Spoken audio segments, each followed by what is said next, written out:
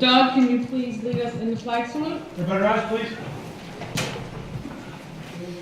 I pledge allegiance to the flag of the United States of America and to the republic for which it stands, one nation, under God, indivisible, with liberty and justice for all.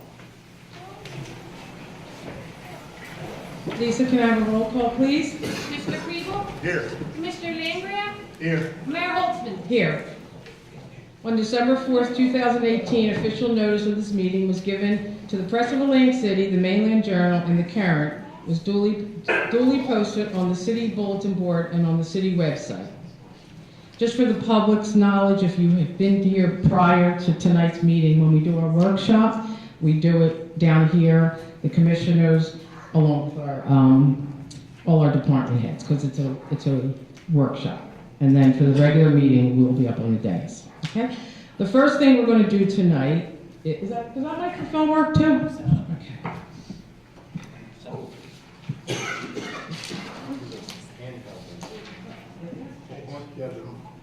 I do. Oh, I can act like I'm on stage.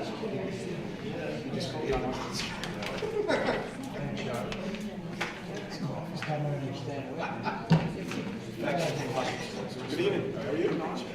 Go to the doctor several times. That's finished. Wow. Okay, the first thing we're going to do tonight is we have a gentleman to swear in. So I'm not going to talk too much, David, but I have to talk a little bit, okay? Okay. So, tonight we're going to swear in David Funk as a captain for our Ventnor City Beach Patrol. So I just want to talk a little bit. So I don't know David personal, but I do know him since he was a teenager, because the beach I went to my entire life was the headquarters beach since I was 10 years old, not my entire life. Since I was 10 years old, that has been my beach. So I remember seeing David when he was a teenager as a lifeguard. So I will say what I know of you. You are truly, truly dedicated and loyal to Ventnor City and the Beach Patrol. You are a stellar lifeguard, lieutenant, and becoming captain is not something we're giving you. It's something that you've earned for many, many years.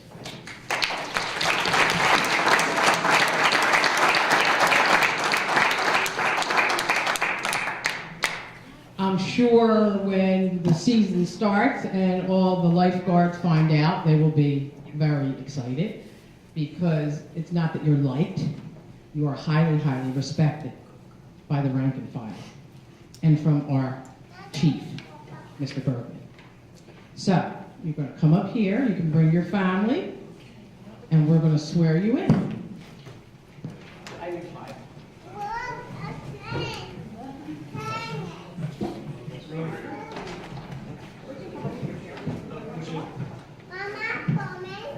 Mom's coming, yes, Mom's coming. That's what I just said. Moms are important.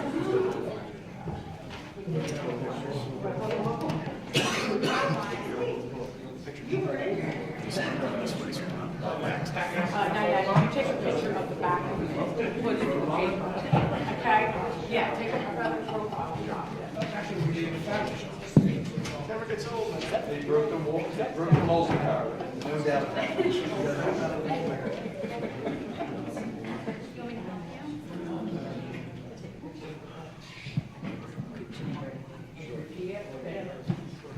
Ready? I state your name. I, David Funk, Do solemnly swear do solemnly swear that I will support the Constitution that I will support the Constitution of the United States of the United States and the Constitution and the Constitution of the State of New Jersey, of the State of New Jersey, and I will bear true faith and I will bear true faith and allegiance and allegiance to the same to the same and to the governments established and the governments established in the United States in the United States and in this state, and in this state, under the authority of the people, under the authority of the people, and that I will faithfully, and I will faithfully, impartially, impartially, and justly perform and justly perform all the duties of all the duties of office office of Captain of the Ventnor City Beach Patrol of Captain of the Ventnor City Beach Patrol effective January 1st, 2019, Effective January 1st, 2019, according to the best of my skill and ability, according to the best of my skill and ability. so help me God. So help me God.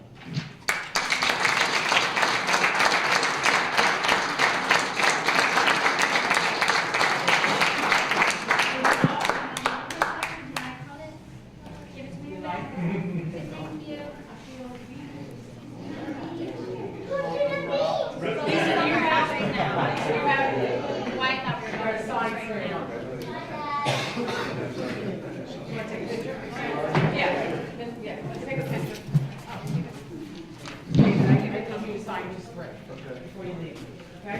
And let's take a picture.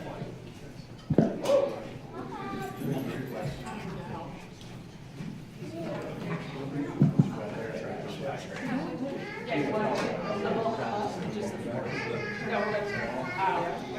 okay, here. Just turn around. Tim, where are you? All right, should stay right here. Chief! Take a picture of this is phone. Yeah, let's do near the flag. We're going to go near the flag. I think we should do it outside. Yeah. I think we should do The mayor provides. Chief, you coming? Unless they're relegated to. Okay, you ready? Dad, And one with and one without. okay, we're ready? Okay. Chief's coming. I got my body glove with me, is that okay? Of course. Absolutely. He's part of the beach patrol. Come on in, Christian, right here. There you go. Am I in your way? You sure? I'm fine. Thank you. Look this way. Cheese, my breath.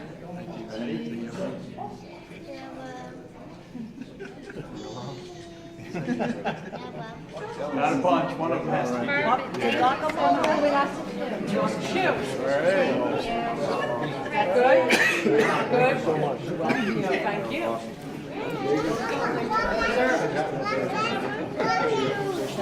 I didn't want to tell you. Thank you so much. I was waiting for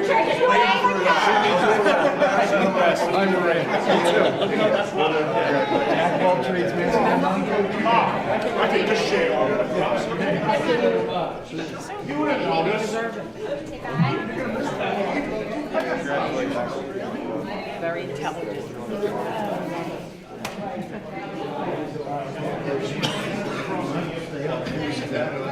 Yes, that's right. Yeah.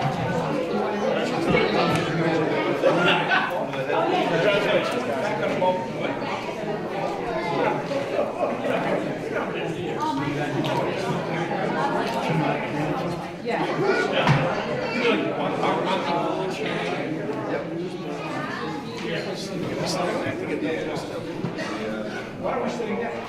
Okay, come on, everybody back up. Margaret, let's go. Doesn't matter. It's not a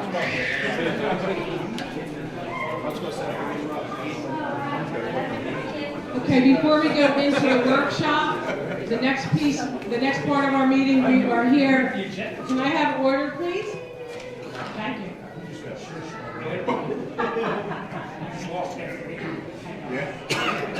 The next thing on our agenda is we are here to, tonight we want to acknowledge the hard, dedicated work from our parade committee.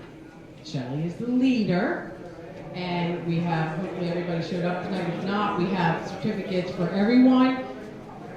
It's 3 years. Well, last year we got weathered out, but every year it gets better.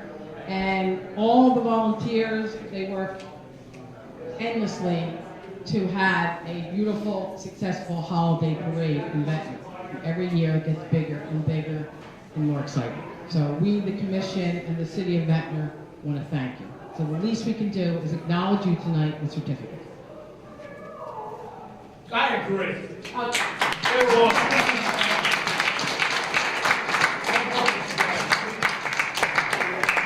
Why do we have these? I don't know, Lance. Okay. I'll Read the list right there. Yeah. Okay, ready? All right. First up, we have Albie Battaglia. It's actually Battalion. We can say that.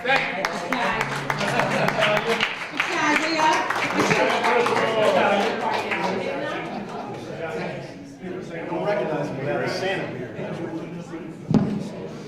No.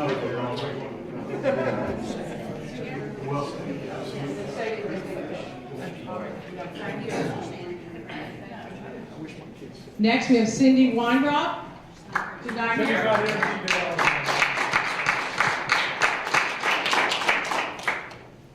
Next up, Colin Fonts. Did I say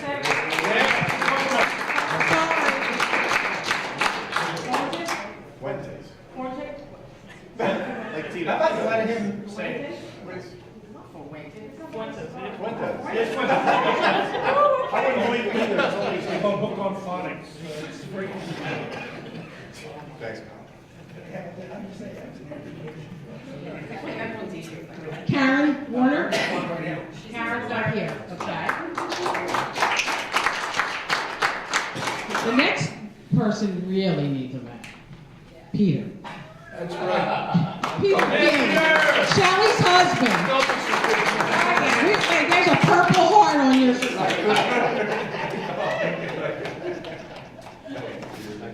You guys fly home just for this today? She goes by herself to the house. No, I went to Memphis. You went to St. Elvis. Next, we have Rose Hamilton. Rose? Yeah, Rose!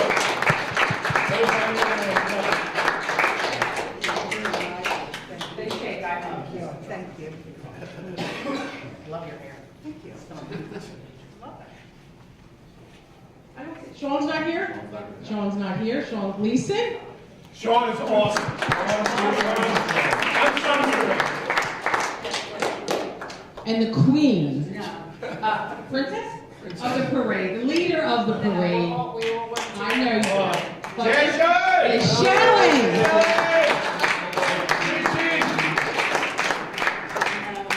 I know you all work together. Thank you. It's a pleasure to work with you. How about everybody come up with your certificates? We'll take a picture. Let's go near the flag. We got a little more room over there.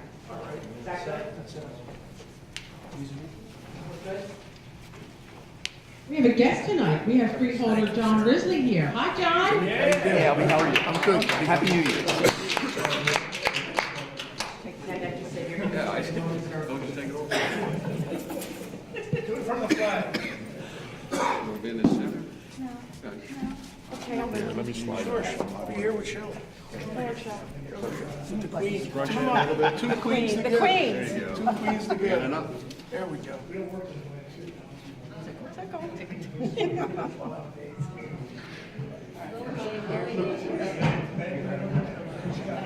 Thank you. All right, thanks. Thanks, guys. Thank you, guys. Thanks for praying for the weather.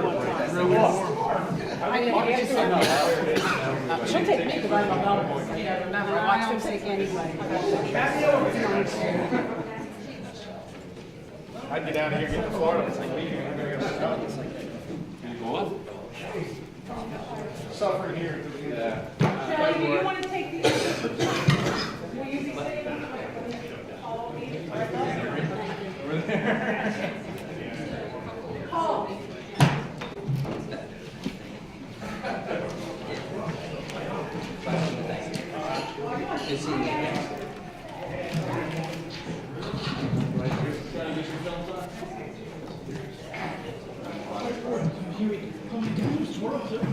Did David sign this? No. Okay, we'll get it. We'll get it.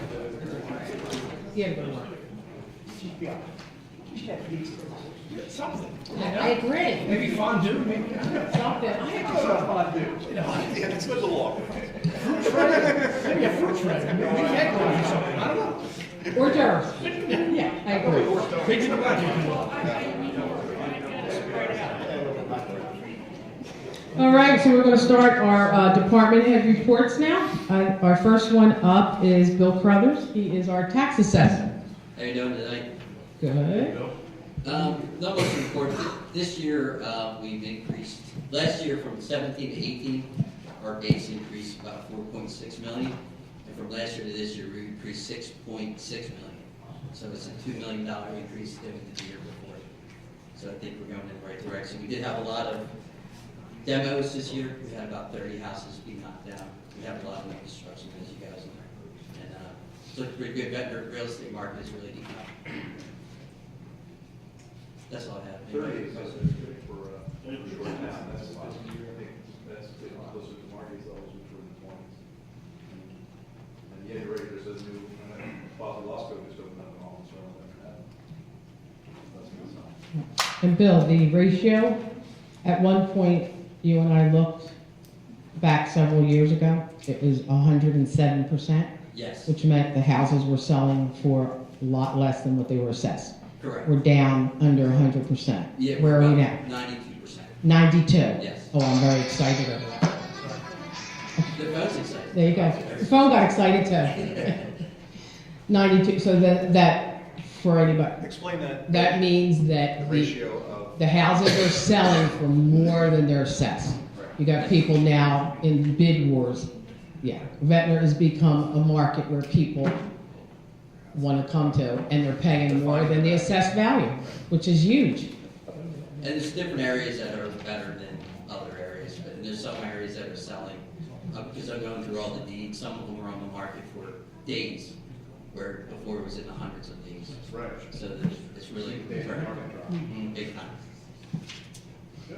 It's exciting, It is. yes. And this will be the first full year of you going after ads, where you didn't have a full year of that last year. Right, exactly. And we had, I think, 11 million or 10 million, and then we had 14 million last year. But with tax appeals and demos take off the improvement value. That's why we increased 6.6 million as a whole, which is good because we didn't go down. And how many, before we got in office, there was 900 to 1,000 appeals a year. What did we have this past year? 197.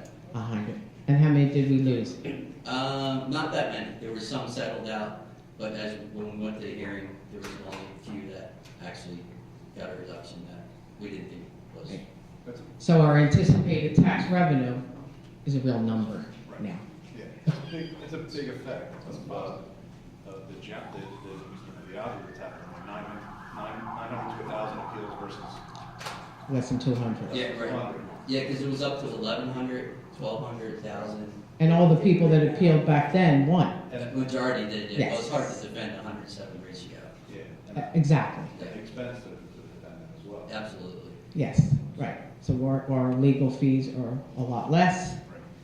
And I'm keeping an eye on different areas that we might have to do compliance plans Right. next year. Portions of it for the reval again. Yeah, Right. compliance plans where you can specialize in an area that's either growing more than the rest of the town or decreasing more than the rest of the town. Then you can make almost like a little bit reval. Yeah. Remember they said we can do. So it's like a rolling rebound. Well, rolling reval would be the whole town, but this is just different sections. Okay.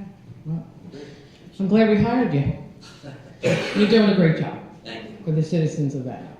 You really are. I want to say too, if anybody is watching, if they have any questions about their assessment, they can come in. I can look at all the sales, show them the sales in real time of what's selling in their neighborhood, usable sales, because a lot of people they do tax appeals and they'll say, this house sold, but it was a foreclosure or an estate sale. Right. That way, at least before they file, they can come in and see if it's even worth it.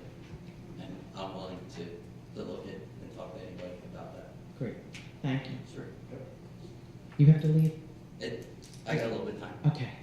So next we have Jim Pakinowski, and he is our IT department head. Jim, put the mic closer to you so that there.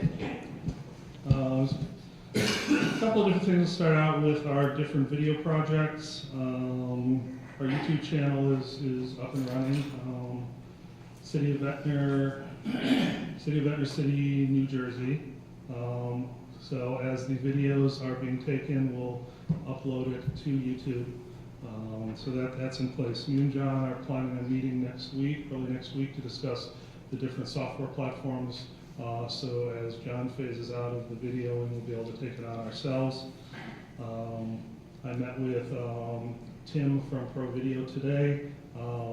Once I be able to get a purchase order and should have a temporary budget for us hopefully soon. He said it'll take him a couple of days to be able to come in and install the fixed camera on the wall.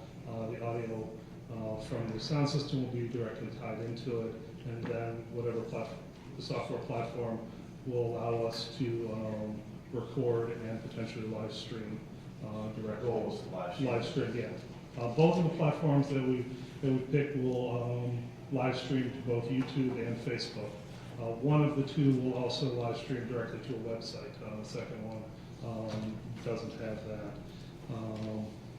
Second video project was one that I talked to Lance a little bit about. Tim came in today about adding a second television over here that will tie both televisions in together and allow us, at whether it be a commission meeting or a planning board meeting, to be able to show plans, designs, whatever it may be from a signal. We're looking at both an HDMI feed or also potentially using Chromecast on a wireless. With the mounts on the walls, does that one there currently enable that to tilt Yes, out? that one is able to tilt out. Tim showed me one that today, and he's going to look and see if there's a capability of tilt out, but it would actually mount on the floor rather than having to attach directly to the wall. And it would only stick out not any farther than what that chair is. Okay. Because of these being plaster walls, it's hard to attach. So he showed me that today. He's going back to the vendor to see if he can have one that is tilt-outable with that particular one. Right, exactly. So, People have no idea to see. right. So he's going to let me know. I'm looking at potentially probably a 65 or 70 inch television over there. Just something a little bigger to be able to see, and then eventually maybe increase the size of that television over there to make it a little better. So those should be, I'd say within the next month, we should be ready and rolling with all of that. On the code enforcement end, we're now live in all areas of the geo clients. Still a few bugs that we're working out in regards to some data coming in, a few things being set, but we're working with the vendor on that. And should within the next week or so be able to roll out the web platform to all departments so that they can have lookup capability, police, fire, public works, school, as needed, so that they'll lower down some of the calls to the departments. So that should be in place. That's where all the tablets, all those, all are on the same platform. Well, that's for just the public works, or not public works, but the code enforcement for their inspections, for their COs, for rentals, all of that type of stuff. And what we'll be giving to the departments, whichever departments need it, will be read-only access to look up property information. They'll be able to look up, all permits and all of that. Police and fire will be able to look up, owner, occupant information, to be able, if they're, yeah. And eventually, the whole platform will also have a public-facing portion to allow contractors to be able to look up their own permits. Okay. So that'll, again, eliminate stuff. They'll be able to go in and be able to see what the status of all of their stuff. That also could potentially reduce some overalls coming in, because if this stuff is now, this stuff that's out there, people could be able to look it up rather than having to call in and get that information. So that's all built into the program already. It's just a matter of turning it all on. We're trying to take this on a slow approach with that to make sure that the girls in the office have a good comfort level.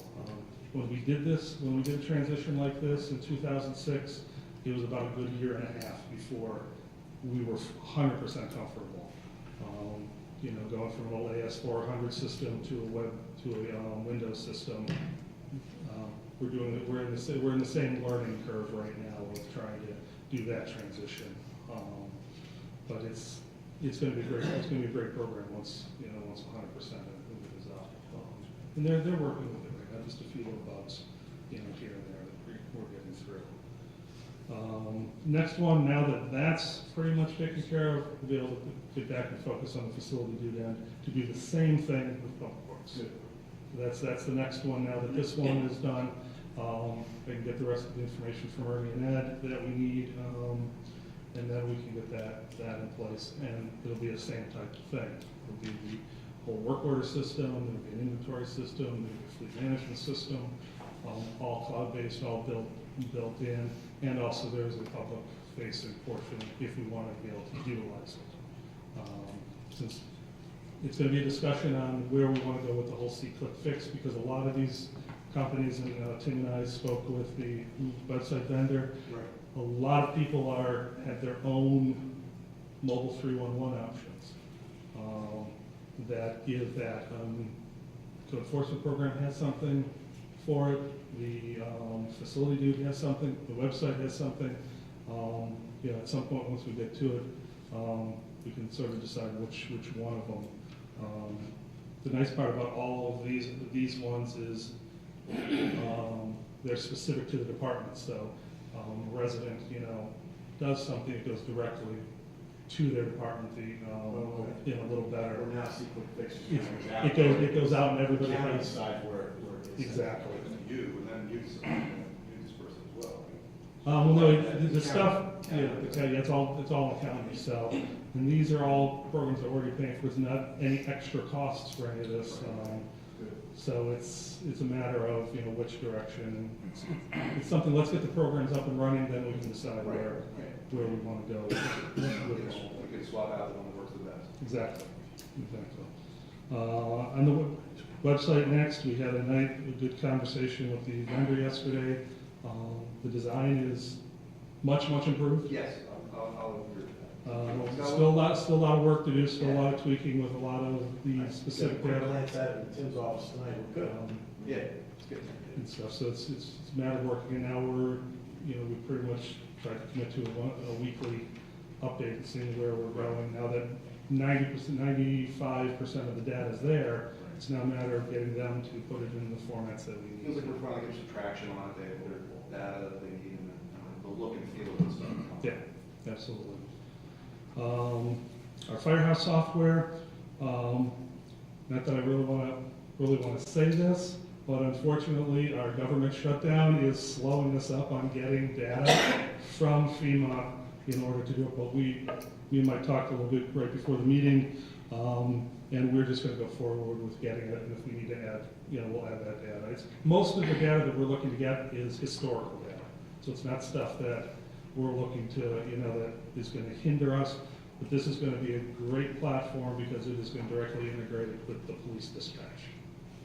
So everything ties together on one single platform rather than having enforcers for police and Firehouse software for Firehouse and ESP for inspections. Everything's going to be together, all one database tied directly together. So the plan right now, and it might tweak a little bit based on some of this stuff, but our plan was February 1st to be able to go live with this. It may change based off of some of this stuff, but our plan is within the next month to have it live and running. Our Public Works wiring project, originally we were supposed to be 100% complete today. We ran into a little bit of a snag with the conduit going between the two buildings. We did get the main building 100% done, up running, new phone lines, new data lines. And tomorrow morning, they're coming back to tie in the other building. So that was the last main building they needed to have wiring upgraded to year 2000 technology. And that would be good. And they're set for the future. So we want to put cameras and stuff into Public Works. We're already set. All the infrastructure is already there and in place. And the last thing is our county IT. Had a very good, productive meeting with Brian and his team yesterday. A couple of things that are going to be happening within the next few weeks to a month is we'll be implementing a definitive help desk system in which we will be utilizing the county's help desk ticketing structure. So any and all calls from all departments will directly go to the county's help desk. Great. We're working, we'll be moving to a cloud-based email system. Basically, our users are not going to see any difference. It's still Outlook, it's still Exchange, it's just a cloud-based version, and will hopefully be a little more robust, and allow us to take in some of Microsoft's. Everything from Microsoft is going cloud-based. Within the next 4 years, you're not going to be able to buy anything. You're not going to be able to buy a single disk for anything with Microsoft product. So everything's transitioning to a cloud-based system. Good, bad, or indifferent. Unfortunately, on the negative side of it, it's going to increase costs on a lot, but it's going to be better because as upgrades come and as changes come, it's already all built in. And the nice part about it is we're not going to be dependent on our infrastructure here. It's all cloud, so as long as you have an internet connection, you can get your email, you can get all of your stuff. That will be going in within the next few weeks. Our virtualization of the servers should also be happening, so and then from there, we'll be able to utilize the county's own backup system. Be able to there. And electrical work is slated for next week within the server room, so that'll all tie all that in together. And the county has 2 backups. Yes. That's what we'll be utilizing both of the backups and everything here. Plus, we'll still have backup Well, ours, here. and then we have the county, and they have. Yeah, so we'll have triple redundancy because I'm still going to back up some stuff, here, and then we'll back up to the county, and the county will back up to old courthouse. So we'll have triple redundancy to make sure that everything's in place. But it's definitely moving forward and it's going to be beneficial for everybody. Great. And that's where we're at right now. We also are working on the ability for department heads and probably payroll to work remotely in case of an emergency. Yes, I've got one laptop left to finish. I got to do yours and Renee's are done. We'll go over it with you. And I just got one more left to do. Thanks, Jim. All right, thank you. Thank you. See you Cool, guys. Bill. Go birds. Next up, we have Margaret Pakinowski, and Margaret is our tax collector. Our tax sale was December 28th. We got the number down to 146 that went into it, and it was an electronic sale. By the time it sold, there was 46 left, and 7 have already paid back the liens. There were no municipal liens. Everything sold at the electronic tax sale. So I had to prepare the certificates, get it out to the lien holders. That's finished. Another thing we're doing is the PD5 forms for the senior citizens, just to reaffirm they qualify again last year and this year. And we're sending those out, and we're getting a lot of tax payments in for February 1st, and the mortgage companies are starting to pay. And also, people are paying the subsequents for the taxes that went into the tax sale. They're paying the 2018 balance for tax and water still. And that's about it. Great. We are looking at sending the Oh, yeah. schedules for trash and recycling collection out in the water and sewer bill. Might be a little more postage. Okay. Well, we'll weigh it. I can weigh it tomorrow and find out. Do you guys want a letter or anything to go out to the March bills? Well, not that one, because you have enough on here. Yeah, I don't want to. I mean, if that's not that heavy, you can have up to 3 pieces of paper in an envelope. Or you can also tell me a message you want me to put on the bill. On the bill. Yeah, so Okay. we could do that. All right. Okay. When does that go out? First week in March. Okay. Thank you, Margaret. And do you have to go? Am I correct? We do. Yes, my son thinks this is, I gotta go to jazz band. We'll let you go pick them up. Different direction. Yeah, they have a guest conductor coming tonight to do a presentation. Go enjoy. Thank you. Thank you. You want me to take that?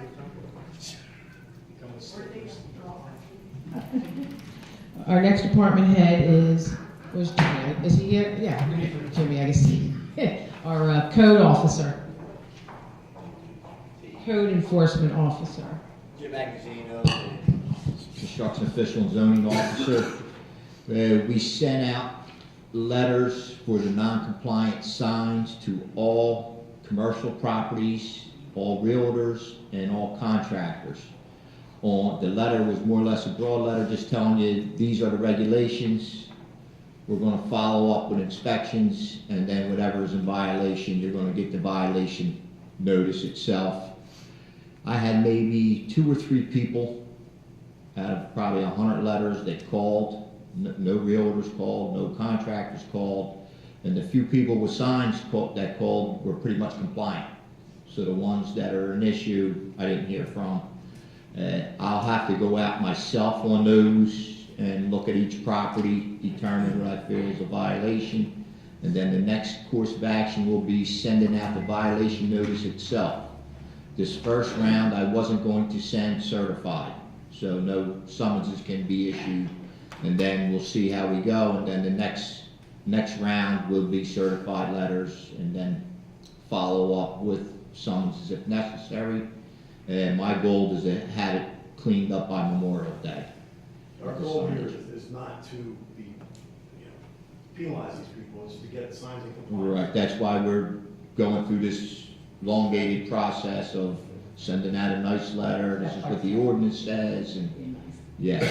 So we are, and like I said, anybody that calls, we go over the ordinance. Some things we kind of decided are going to be tough to correct, and those we just want you to know that it is non-compliant, and the next time you get a sign or it's time to change your awning, these are the regulations. So we are going to work with people. There's restrictions on where you can put a sign on an awning. Okay. We're limited to kind of the overlap of the flat, and people have put them on the front, on the top. So when they wear out, they'll be replaced with what's. We're not gonna paint. We don't want to. Right, you don't have to rip your sign down. Exactly. Right. But we do want to get consistent with our sign ordinance. Yes, and the banners and what have you, so. Some of the new businesses really took advantage of just putting up, what I would call temporary signage as their formal signage. It's just not acceptable. The big flags, too. You don't want the big flags. They're fine as long as they're out for a period of time and they're brought in. We're going to, I'm looking at that as a banner. Right. So if Okay. you're allowed to get 2 banner permits a year for 30 days each, that's the banner that you want to get a permit for, that's fine. Exactly. Special seasonal events, Right. holiday events, whatever, sales, that kind of stuff, you can do that. But not all year. Not all I year. got you. Yeah. Judy, what is the percentage of sign coverage? On Windows, 20%. On Windows, it's 20%. Yeah. That's gonna be our biggest vendor. Jimmy, quick question. What, is there anything, if not, it's not a sign in the window, but like the entire window is covered with merchandise? I mean, you can't, I thought the whole thing is the limit, there's a limitation of space on the window for security. It's a tricky ordinance, because like you said, is it hung inside the window, is it on the window? 20%, is 20% the lettering or the space of the lettering? But I'm saying, I know last time we brought this up, I would say, Mayor, what you're referring to is a blight, and we would use a different ordinance for that. Not so much signage, but having your canned goods in the window is a blight, and go in that direction with it. because I thought what you brought it up, Lance. Mr. Lambert, he brought saying that the police need to be able to see. That's what we're talking about. Right, and I know of 20%. one. You're allowed to cover your windows with Okay. 20% of advertising. That's it. But this is merchandise, so it would be something The different thing is, than the when there's town. visibility That's inside, advertising. It's not Right. different. It's So you think it's the same, all right. Unless it's, use an example, you have some storefronts down front that have display windows. That's different. That's set back inside. the Right. building. You have various products in Yeah. that display window. That's different. I'm talking about a flat, I think for straight window. security, I'll speak to the chief to see really what he's looking to have as far as visibility in these storefronts. And if we have to twerk an ordinance or two, that's what we do to make it more We're clear. going to tweak, we're not going to. No twerk? you know, Dude, the sun goes down and my mind goes elsewhere. So, Oh, God. No twerking. No twerking with All signs. right, okay. Jimmy, I will let you know, there's a certain business, and I have, it's very junky. The look of it is, that's my point. So you'll deal with All it. right. Also, these Airbnbs and short-term rentals, we've adopted one ordinance. I spoke to the administrator and Commissioner Landgraf this morning. I have some other ideas that maybe give us a little more bite on some things, and they gave me permission to speak to the solicitor and go over a few more ideas. Did you get my email, Jim? Because Yes. there are sections in that ordinance that I think allows you to do what you want to do, but we'll talk. Yeah, I was just looking for something more on a annual basis, not when there's a problem, but getting to these properties on a yearly basis, more or less all rentals. So like I said, I'll get a hold of you and we'll see.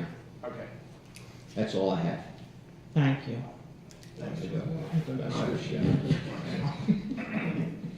Okay.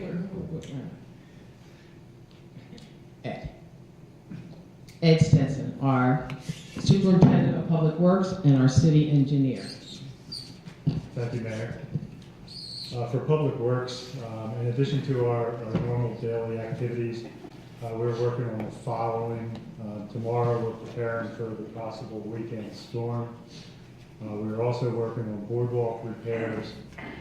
We are preparing to replace the decking and the railing on several of our beach timber walkovers that go from the boardwalk to the beach. We're replacing hurricane straps on the pavilion roof structures, and we replaced damaged boardwalk joists. They're the ones where we have the issues with the screws popping up. We can't sink them because the joists underneath are rotted, and we can't bring them home. So we'll be replacing them as we find them, and that's kind of an ongoing process. We're also working to remove some of the accumulated sand from the back beaches. This is proven to be a huge challenge, and it's going to be one that continues as our dunes stay and they hold sand back, and sand then starts to accrete inward and fills those back beaches, and we start getting complaints about the grasses and things like that. So we're working to remove it. It's a slow process because we don't have access to all of those back beach areas. The ones that we are able to access, we are pulling sand out, we are trucking them onto the front beach, and we're placing that sand in front of the beach. So it's kind of a laborious process, but we're making it happen. You're doing that now. Yes. With a small bobcat. Yes. And a small dump truck. That's all standards to boardwalk also. So,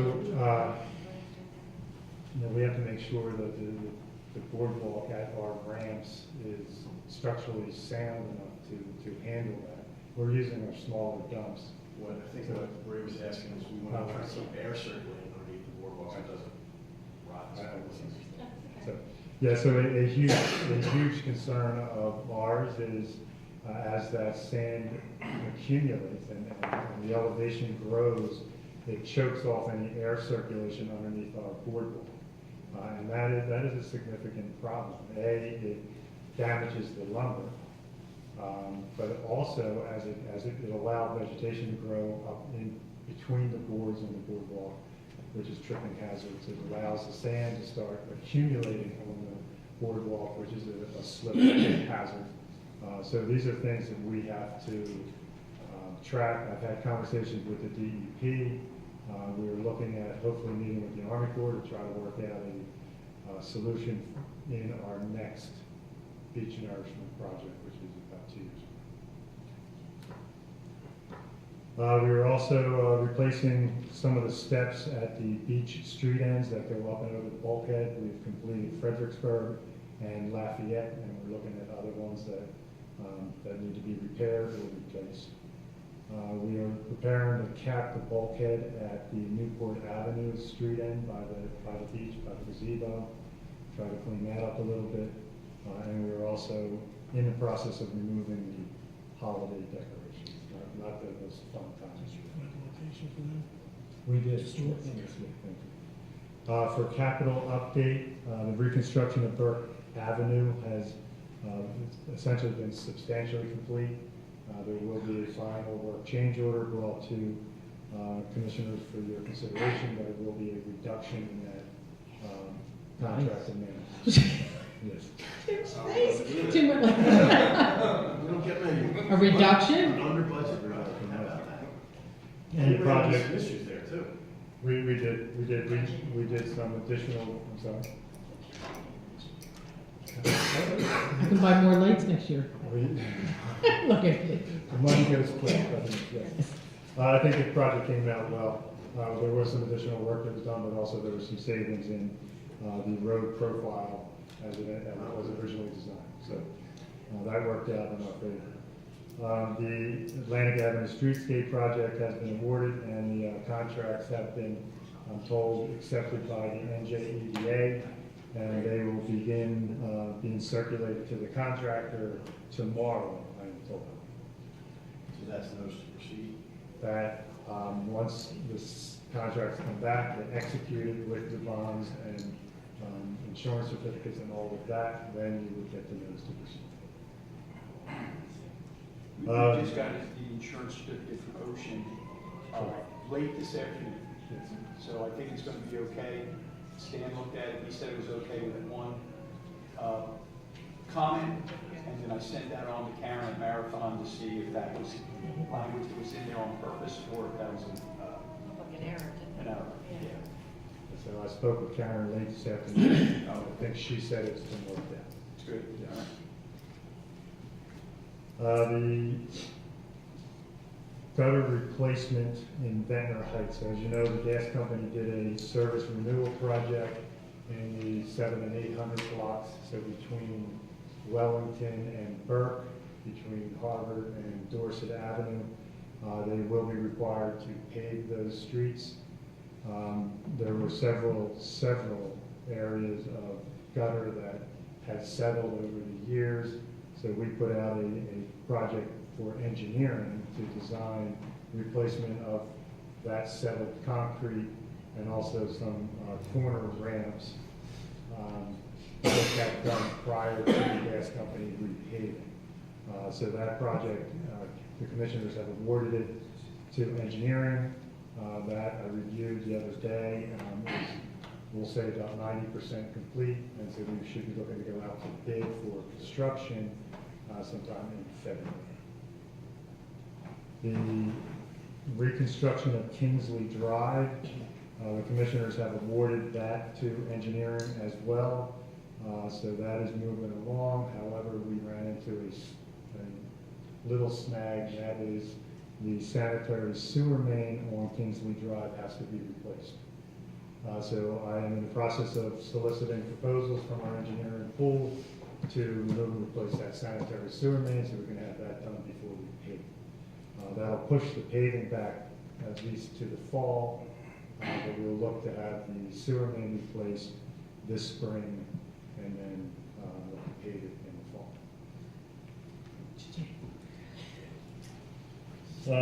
Winchester Avenue Drainage Project, the award of the engineering design for that project is on your agenda tonight, resolution number 40. That is an award we're recommending to Remington and Vernick engineers for their proposal of $29,500. That includes the intersection of Washington Avenue and Winchester, along with gutter for the blocks adjacent to that intersection, and it also includes the intersection of New Haven and gutter and sidewalk driveway replacement in front of Firehouse 1. So it's a drainage project that would replace the siphon system, the storm drain inlets and piping across Winchester at both of those intersections, but it also includes gutter and flat water as well. We've got some settlement up on Firehouse. That is correct. 3 inches. The Wellington Avenue and Lafayette Avenue drainage project that I am preparing the RFP for engineering services. That should go out next week, and we would look to have a recommendation to the commissioners in February for the award of that contract. That will be the intersection at Lafayette and Wellington, where the water, there's standing water constantly at that intersection, and also a drainage system that exists in the paper street of Wellington Avenue behind Kingsley Drive, which takes some of the storm drain from Kingsley Drive. This is out past the school, anyways. That's correct. That is correct. Drainage improvement in Marshall Avenue and Oxford Avenue, that's in front of Waterview Apartments, and that RFP also will be out next week, and I hope to have prices and recommendation to the commissioners by the end of the month. Library window replacement, that is also going out for professional services. That will be a replacement of the windows at the library, and it will also include the rear doors to that facility coming from that parking lot. Would have a accessible parking, automated opener. Hardwired. We've learned our lesson the hard way here, so it will be hardwired. I'm also working on NJEIT applications. There'll be 2 applications, one for clean water, which is our sanitary sewer mains, and one for drinking water, which is obviously the water main. Commissioners have approved an ordinance in I think 2017 for several streets to be replaced. It's 2 applications. It starts with a letter of intent. I'm working on that with the NJEIT. We'll take it through that process, and I'll keep commissioners updated as we go along. And Joel Fleischman's assistant with that, right? He will. Playground repairs, we have some significant playground repairs. I need to meet with Toro soon to review the capital. Yes, and that will be going out to engineering RFP as well very soon. CAFRA permit for the modifications for the fishing pier, restrooms, office, and concession stands are out for prices, and we, I think, expect receipt of those proposals the end of this month. And that's to modify the CAFRA permits for that pier. And that's all. Thank you. That's a lot. Can I have a copy of that? I do want to thank you and I'm sure, and the commissioners and our administrator, the holiday decoration, the lights, City Hall, the library, the streets, and those beautiful, beautiful, huge snowflakes that you put in that beautiful building, Public Works. When I got down that street, and I was in awe. So I thank the crew, and I thank you, because I know it was a lot. Thank you. Yeah, yes, Kevin Cannon did most of the lighting of the buildings, and then a crew of men did the holiday decorations on the poles and the buildings. So I will spread the word for Kevin. And next year, we may need instructions to light the Christmas tree. Actually, Commissioner Landgraf and Commissioner Kriebel might need instructions. I figured it out. Somebody should give us direction how to turn them on. I thought that was already taken care of. That's your deal, Mayor. Oh, sure enough. I figured it out. But We will simplify it. Big red sign. yeah. Open the box on the little door and hit the button. But everything was great. That's good. Took 3 of us. We got it down. Yes. Thank you, Ed. Do you need this back? Okay. Thank you. Well, I'll let Ernie, I'm going to have you piggyback because you are the Director of Water and Sewer, correct? So whatever title you want to give. Yes. Yeah, good. Director, department head. With the end of the year, I have totals of the amount of drinking water that we put into the system. It was 432 million. This is actually 9 million than the year before in 2017. That's not very much of a jump. As we see in the next few years, when we start to have more of our homes occupied, we're going to see that number go up. As has been heard tonight, more and more people are moving into Ventnor, and with that, we're going to use more and more water. As far as capacity is concerned, we have the capacity to pump a lot more water, and we're in very good shape. As far as December, we did 25 million. That's pretty much average for the month. I looked over the last 5 years, and that's pretty much what we've done for December. As for compliance, I'm happy to announce that it was 100% compliance for the year, which is great for drinking water. You always want that. We got good water. As far as sewer is concerned, we kept compliance with that. That is basically generalized under the Clean Water Act. We are both followed for drinking water by the New Jersey DEP, and on an annual basis we receive inspections. And they're very much very on top of it, and that helps for the drinking water program in itself, in that you know they're going to come and you want to be ready. With the new year, we're going to be starting all of our sampling again for compliance. This is our base sampling that we have to do every year, as far as that's concerned. With sticking with drinking water, I'm going to be developing the Water Quality Assurance Act document for Ventnor. Basically what this is going to be our document that we're going to have to abide by for going through all of our systems, pumps, motors, tanks, elevated tanks, water mains, services, and how we're going to maintain them going forward. That is part of the regulation that was adopted about a year ago by New Jersey DEP. So I'll be following through with that in the next 3 to 5 months. As far as replacements, as was mentioned before by Ed, they did a lot of gas replacements, South Jersey Gas in the Heights. We're going to be going in there before they do the gutter replacements and the pavement, the new pavement. We're going to be replacing any valves or hydrants that need to be done in that area, so that we're out of there when the new paving and construction comes through. Our valve turner is being used, which I'm very happy to say.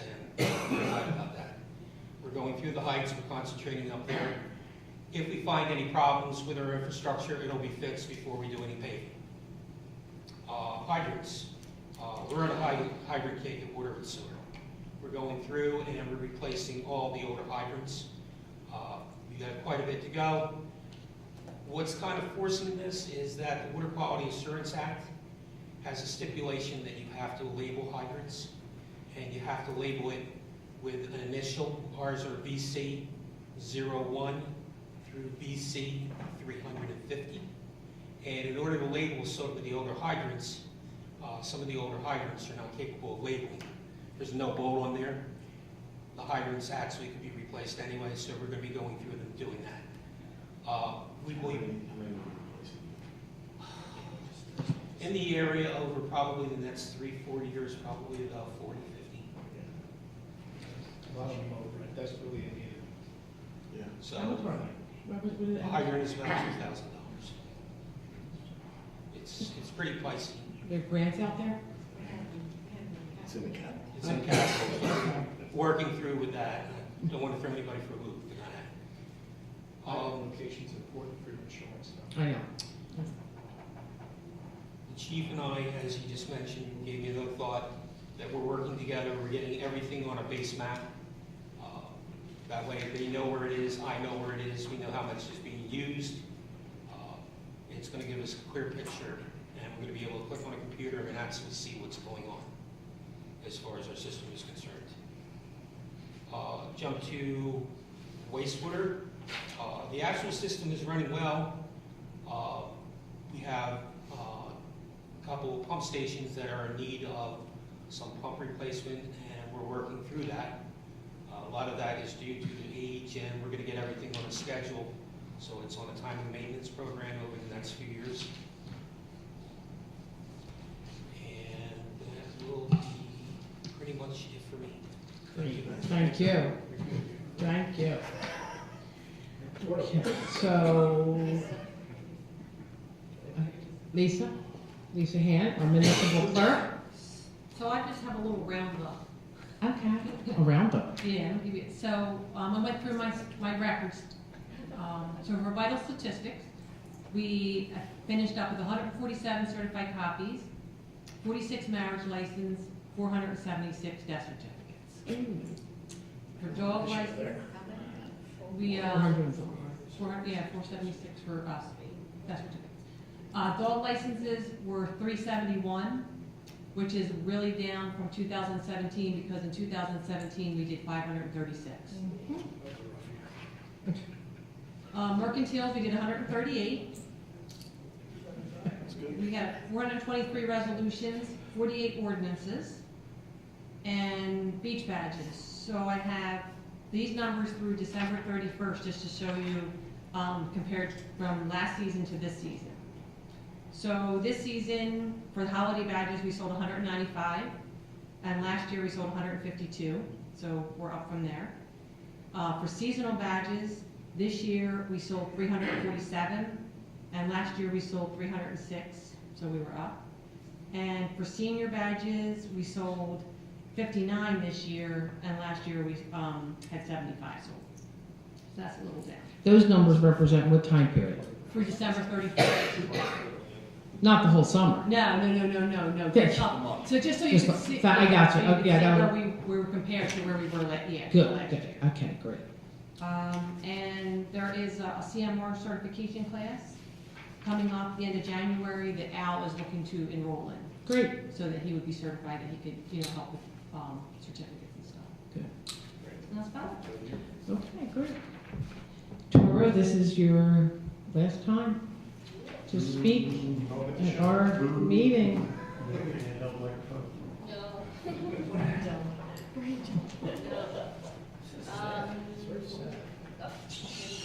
Sorry, I have my board for you.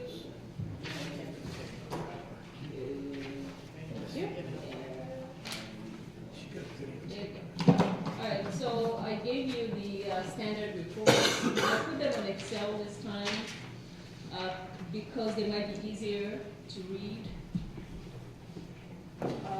The first sheet is just a snapshot of where we are as far as our monies are concerned in the bank. We have just over 13 million throughout all of our accounts, 23 of them. I would say we are in good financial shape. Of course, our auditors will be in on Monday to start looking at our 2018 books to see how well we kept the books.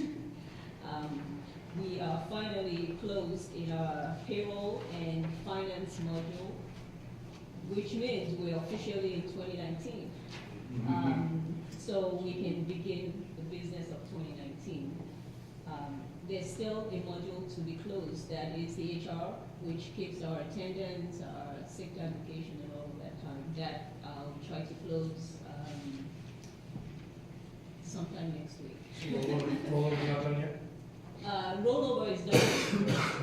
So we can. Yeah, you can begin the 2019 Thank you. work. Even though the financial software is closed, there's still a lot of work that needs to be done to properly close it. There's a lot of journal entries that still have to be done, and I'll be working on that. The auditors will be in, and they'll help a little bit with that. I've also given you the revenue report for both current fund and utility fund. Shows how we ended the year as far as each revenue line is concerned. The only one that's down, as we've been talking about all year long, is the ambulance. It's not by much, but it is down. Tori, can I ask you a quick question? Yeah. Liquor license, alcohol, the licenses, Yes. both licenses were paid for in 18, am I correct? It's for 19, but we didn't get the check until 19. So it was just a positive. Okay. So it'll show up in 19. So you'll see that in 19. Yeah. No, I know, yeah, Yeah. we got it in 19. Mhm. Okay. Yeah. I thought we got it the last week in December. But they have time to get it to us, so if we Okay. get it, yeah. I just want to make sure. Last week, Yeah. why didn't it come in? No, we just got it. Yeah. Like, it was 2019 Oh, okay. when he brought it, yeah. So this revenue represents the first license. The first license and the liquor stores, yes, yes. Okay, thank you, sorry. Okay, it's when we collect taxes, we don't just collect for Ventnor City, we collect for the county and we collect for the school. And we pay the school and we pay the county. So we always pay them in full. So if the county taxes, in this case, were over 29 million, we have to pay them all, the entire 29 million. So, and then the same thing with the school, we have to pay the school fully, 100%. So whatever is not collected is on the city, and we have a line a little further down that makes up for that. So all the way at the top, you see that we brought in 47, 554. We still have to split that up. I still have to do journal entries that splits that up to show the county taxes, the school debt, and then the rest of it is ours, and then we have delinquent taxes to make up for that. All of the revenues did well.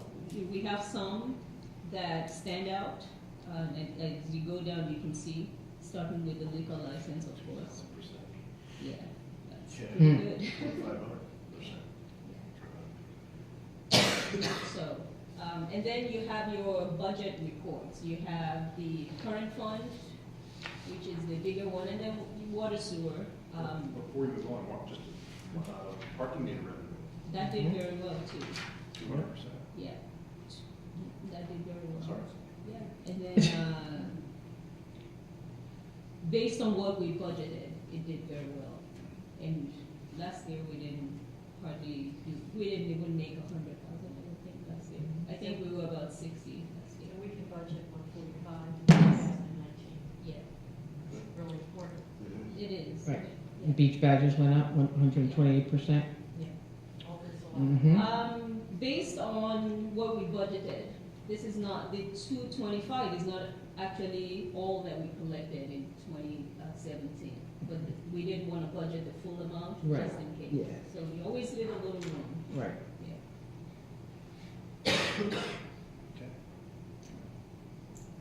And then you have your budget reports, your current fund report, and water sewer report. We didn't spend all of the money that we budgeted.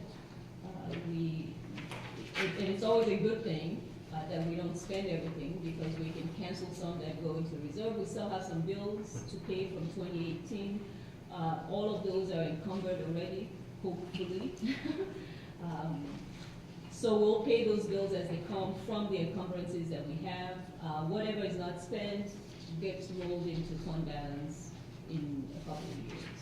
So right now, we're at 666. For water, for current, yeah. And then water is about 62, which is good. The water utility needs to be self-liquidated, and it is. Yeah. So next week, there's a lot of stuff that still needs to be done to complete the close of 2018. I'll continue to work on those.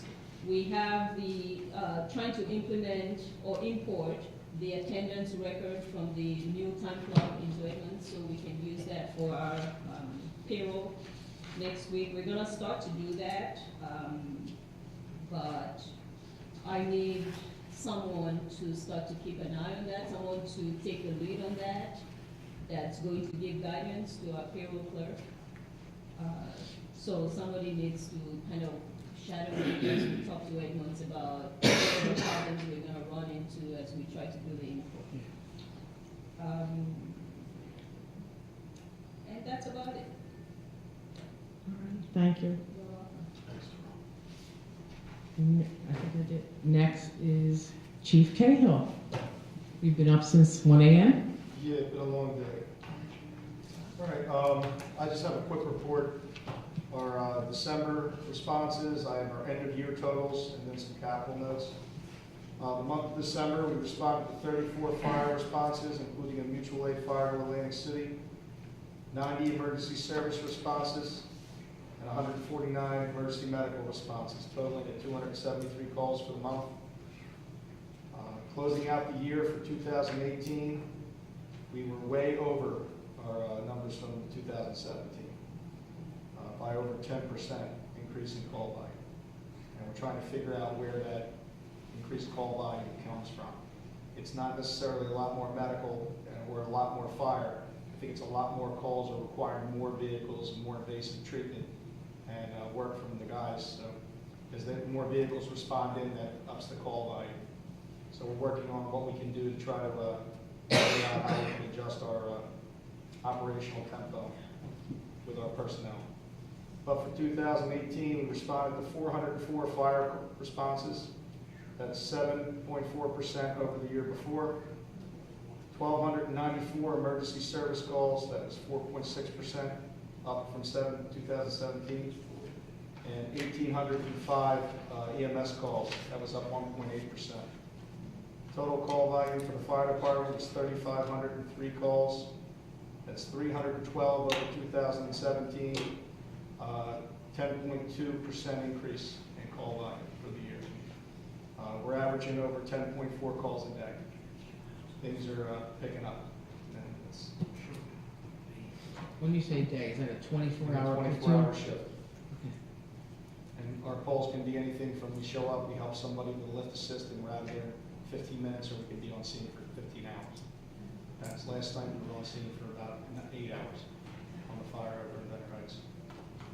So the call volume doesn't necessarily reflect the total number of hours or minutes on scene. It's just we're way busier than we have been in the past, and it doesn't seem like that trend is going to diminish.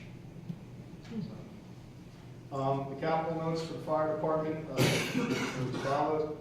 Ventnor City has joined the HGAC, which is the Houston Galveston Area Council. It's a co-op for purchasing vehicles and equipment on a national level, not just a state level. We were able to get our new ambulance, which is on order, through them at a probably 5% reduction in cost than if we went to the state of New Jersey pricing, which was pretty good. We're going to be trying to use them for advanced purchases in vehicles and equipment if we can get the prices, if they're meeting our needs and our budget. So we're pretty happy with that, and Toro was gigantic in helping us get organized with that, and Kathy. The new ambulance is due sometime in the beginning of the summer of 2019, and that will take the place and remove the vehicle from service that's 17 years old. And that vehicle is going to get stepped down and go to Public Works, and they're going to use it for something over there. We might use it for inspection. We already did that. It's one of those things, we're Too trying. big for that. Well, our vehicles, we gave Jimmy his last car. That worked well. We're trying to, our vehicles come out. That's when we just got it. Yes. Oh, yes. Didn't come out of my budget. Our vehicles normally have 15, 17 years of service in them when we move them out, and we've kept them in the best shape we can, but we're starting to put some serious run miles on the vehicles, so our maintenance has increased a little bit, but we need to keep these vehicles for up to 20 years. So it's working out okay though. Our repair prices this year and cost of repair went down about 30% because of last year's preventive maintenance that was conducted. Our Station 2 project is, I believe that comes in tomorrow. Tomorrow for that? February 7th, sorry, January 17th. January 17th, there was a change in addendum, so there's an extension on that. Next Thursday. But that was looking really good with a lot of vendors that were inquiring at the pre-construction meeting. Right. And we have a lot of serious bidders on it, so hopefully it keeps the pricing down for us. Have any bids come in yet? Not Oh, they're all good. I won't be told about it anyway, I'll go to the release. But not until January 17th. I got you. But that project is moving, we're way ahead of the schedule from where we could be on that. That was pushed pretty good by Bill McLeese, and there was a big help on that one, Kathy and our team comes in. We're starting 2019 on a high note here. See where she goes. I'm glad to hear that everybody was safe after last night's event. Yeah, it was a pretty good stop. The second platoon did a good job. We got a lot of mutual aid came in and helped us and covered the city. And we were able to limit the damage to the two structures that were already involved when we got there to get any further out. Quick question. You're involved with the county, training. Have you talked to any other chiefs in the municipalities about the increase, Well, rhyme or reason? in Atlantic County, the call volume by department, Atlantic City is the highest call volume. We're second. Pleasantville's behind us now. Wow. Well, Pleasantville doesn't cover EMS anymore, that's a private contractor over there, and their reduction in services is kind of noticeable by what they have. We're number 2 in the county. We're number 2 in the county in call volume. We got ambulance, something not all like ambulance, yeah. Now, but Atlantic City's vehicles, the fire vehicles respond to basically the same EMS type calls, they just don't transfer. Right. So they're going through the same, it's just a bigger city. Right. And sadly, they're responding to a lot more of this drug-related response in New York. Right. And it's a shame. I listen to on the radio every 1 day after dozen a day. We're going to 2 or 3. A day. It's a sad reflection of the time. Yes. Thanks, Chief. Thank you. We're waiting. And last but not least, I don't have any. our police chief. First, our annual report, it's a lot more encompassing than his, so it's not going to be ready until February meeting. Because our annual report does every individual officer and every employee. And we take in not only every call, but we break it down to type of call. So ours is a little bit different. We use the Uniform Crime Report, which is the UCR, so it breaks it down to everything, so you actually look at the actual calls we're handling. And it's 2018 was quite a year. So besides that, I'll tell you what we're doing now. Line signs and meters. Myself and the city administrator will be going out and prepping that so that springtime everything's in place. We're going to have spots that are missing meters, we'll have them. Loading zones will be reconfigured and added meters to them. I could go so many places with the loading zones, but Ventnor has morphed and changed as it's needed to. And I think the direction we're headed, the fact that our inter-offices, Jimmy Agnesino, Ed, and Mike, we all work together along with the finance. I think we've got the best relationship possible. Jimmy has a problem, he calls me. I deal with it, I get back to him, we'll mark it off his list. What? Actually, I just talked to Jimmy about a car, and I will be out of my capital. I will be sharing, because we'll get 2 cheap cars, cheaper, no frills, Focus, no air conditioning, no mirrors. The ones you see on the Russian YouTube videos, you know, right, you know. But I mean, it's not right, you know, the kind, you know, like the Yugo, right, or old Pintos. But yes, we are going to be getting a new car. We already talked about it, so we'll sit down with Kathy and get the best deal we can, so we can get them at least a car. And no, we're going to try and get 2, like I said, no frills cars. And I'll probably be able to work with getting 1 police SUV this year. We'll make that work. So that was settled, you know, over a cup of coffee. It wasn't, we were just talking. So we took care of that. One of the big things is going to be with the uptick in crime. Now, when I say crime, just the stuff that gets published and hits the social media. What I'm going to be doing this summer is I'm going to be putting Class 2s on the boardwalk, along with Class 1s, and they are firearms carrying, just to add an extra layer of security, not that it's ever been needed, but just, I think optics will be good, and I think it's needed, just for the impression the public will have, and they'll see our officers, much like they have in Atlantic City, Ocean City. I just think we're just going with the times, and I think it's the time is right for that. So instead of having like 8 Class 1s, which are non-firearm carrying, they'll be probably splitting them 4 and 4, 4 Class 1s, 4 Class 2s. So we'll have a little extra added protection. Again, that's not because it's necessarily needed, but I'd rather be safe than sorry. And that's the... Stay ahead of the problem.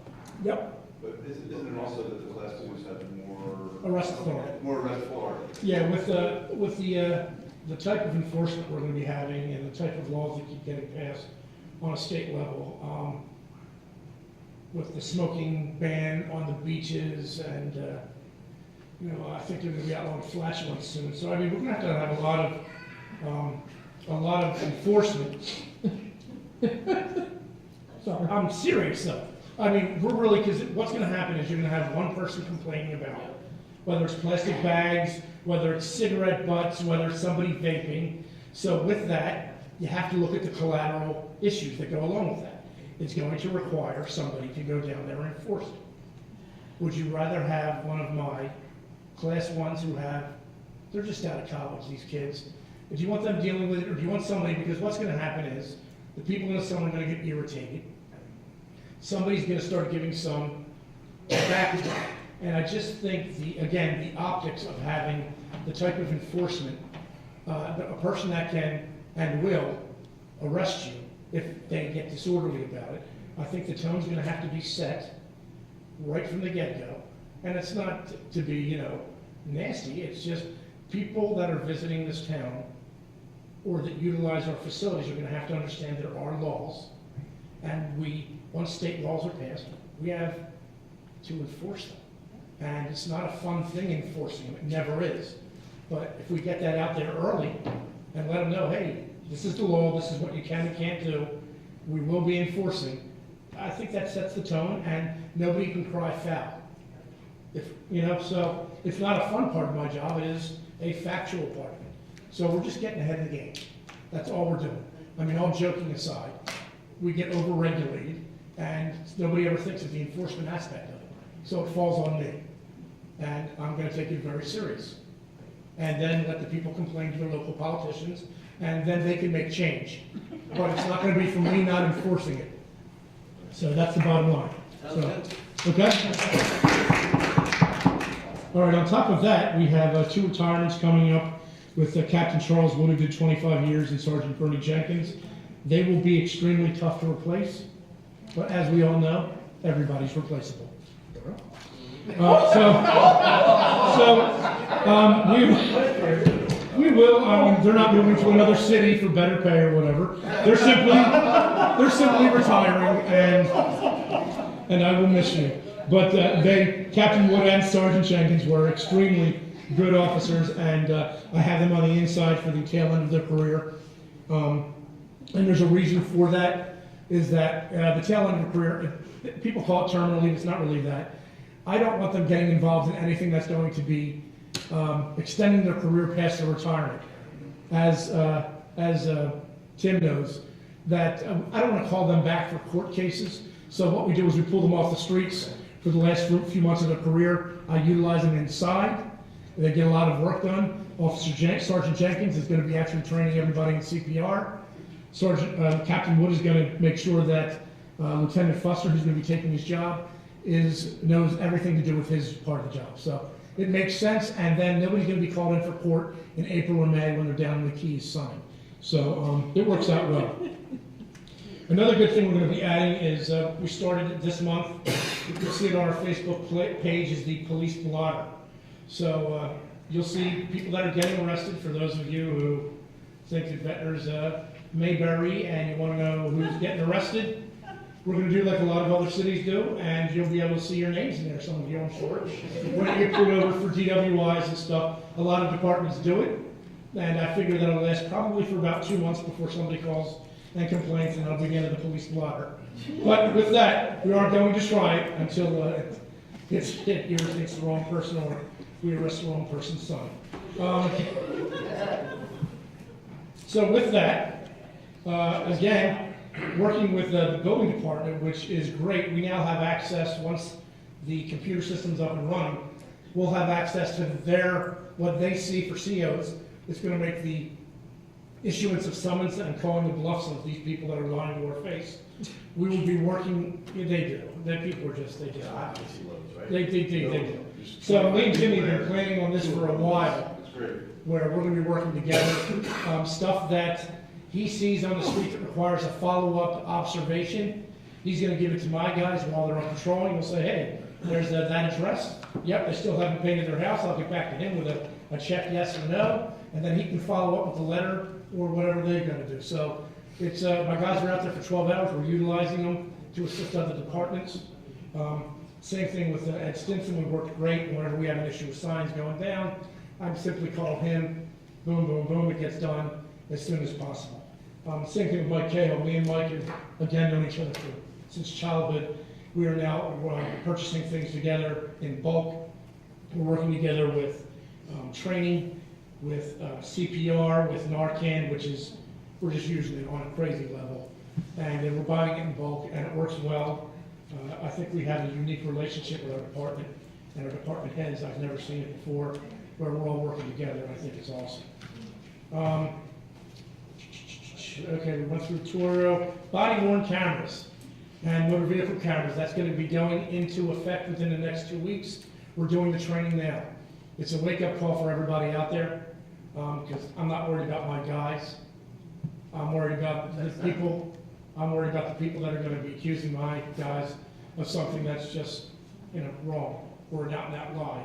It works both ways. I think the public needs to know that, is that these cameras have worked more to protect officers and prove their point than it has to ever nail an officer for wrongdoing.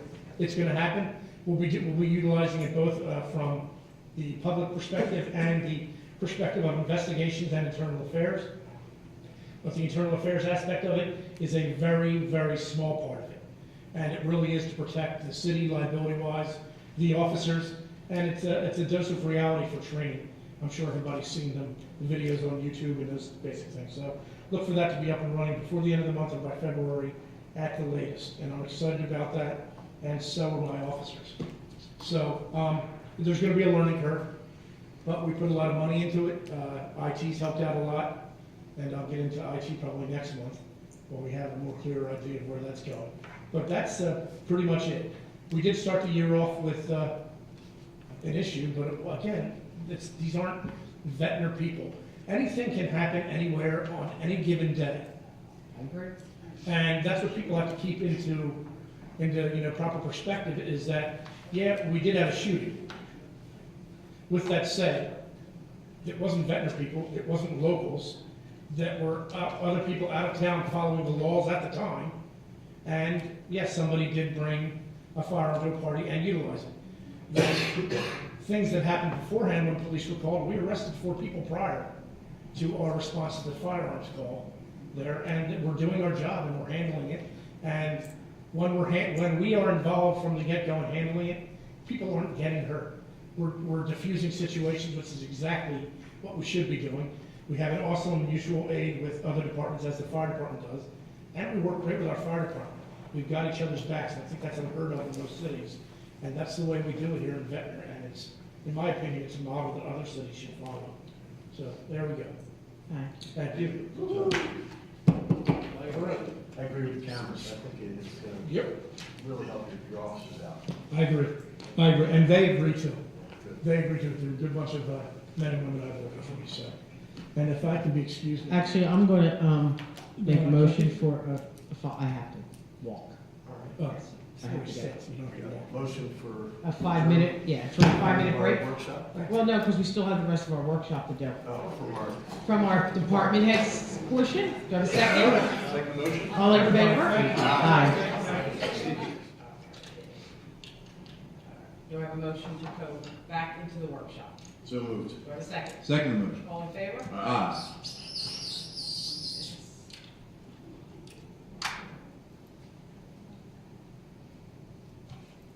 Commissioner. Yeah, that's what I want. There, that's all I want,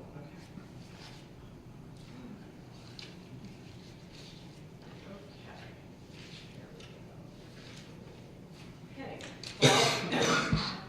The following items are scheduled for action at our regular meeting immediately following the workshop. We do not have any minutes.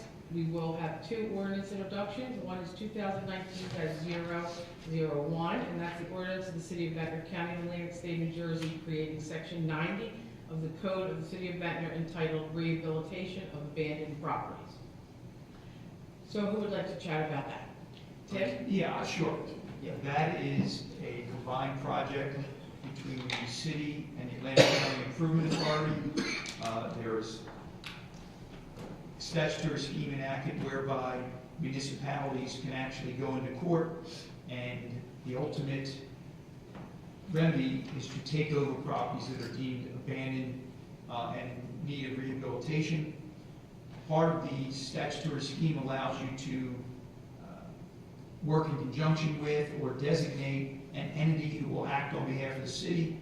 The city has passed, this will be the beginning of the process of passing ordinances which will, A, begin that abandoned property scheme in the city of Ventnor to repair the abandoned properties, fix them up, and 2, authorize the Atlantic County Improvement Authority to act on behalf of the city. Once this is adopted, Jimmy and Lisa will have to work together to publish the abandoned properties list in the paper and notify the homeowners that they're on the list. And basically, once that is done, the processing and going forward concerning the abandoned properties and the rehabilitation switches to the Atlantic County Improvement Authority. So this is just the first step in the process. Thank you. Anybody have anything else to say? Just that I had responded to a couple of comments on our social media that was that didn't understand necessarily the process, and that this is not something that the city benefits from in a financial way. It actually passes through. It's that there's some actual cost that we may not recover, like advertising, things like that.